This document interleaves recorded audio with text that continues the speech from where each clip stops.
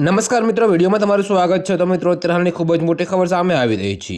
તો મિત્રો, તમને જણાવી દઈએ કે પ્રધાનમંત્રી નરેન્દ્ર મોદીએ આજે દેશના ખેડૂતોને મોટી ભેટ આપી છે।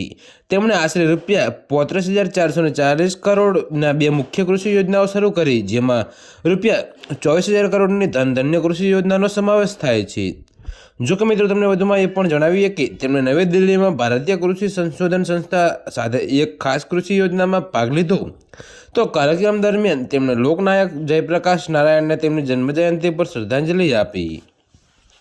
જો કે મિત્રો, પ્રધાનમંત્રી ધન્ય કૃષિ યોજના હેઠળ સરકાર 100 જિલ્લાઓમાં કૃષિ ઉત્પાદન વધારવા, ખેડૂતોને ધિરાણ પૂરું પાડવા, સિંચાઈમાં સુધારો કરવા, પાક વૈવિધ્યકરણ અને પાક વ્યવસ્થાપનનો હેતુ ધરાવે છે। તો તેમણે દેશને કઠોળમાં આત્મનિર્ભર બનાવવા માટે 6 વર્ષનો મિશન પ્લાન પણ શરૂ કર્યો છે। જો કે મિત્રો, આ યોજના રૂપિયા 11,440 કરોડની છે।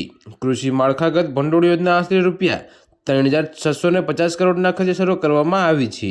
જો કે મિત્રો, 17 વિવિધ પશુપાલન પ્રોજેક્ટ માટે આશરે રૂપિયા 1,166 કરોડ પણ જારી કરવામાં આવ્યા છે। તો મિત્રો, અત્યારે હાલ માટે આટલું જ। મળીશું નવી અપડેટ સાથે। અને જો તમને અમારા વિડીયો પસંદ આવતા હોય તો વિડીયોને લાઇક, કોમેન્ટ, શેર અને અમારી ચેનલને સબસ્ક્રાઈબ કરવાનું ભૂલતા નહીં મિત્રો।